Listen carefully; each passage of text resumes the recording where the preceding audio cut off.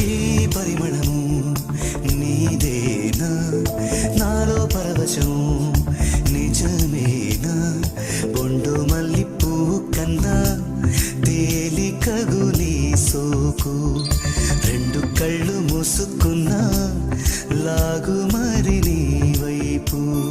సొగసును చూసి పాడగా